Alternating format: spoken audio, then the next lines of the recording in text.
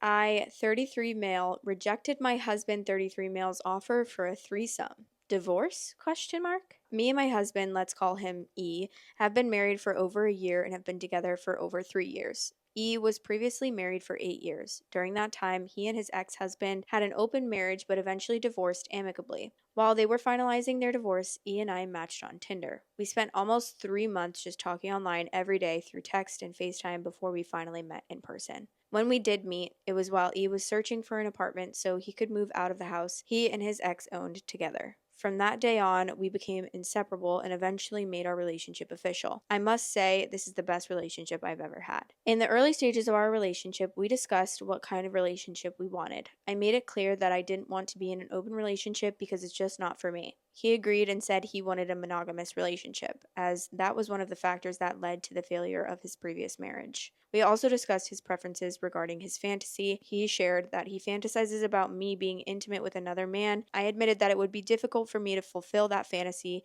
but I was willing to find a compromise. Over a year later, we got married. It was a mid-sized wedding, around 80 guests at a nice venue. Earlier today, E and I made plans for some sexy time. While we were in bed and I was scrolling through TikTok, he asked me a question. He asked if I would be willing to open up the marriage for a threesome. He then went on a whole speech encouraging me to keep an open mind and think about it.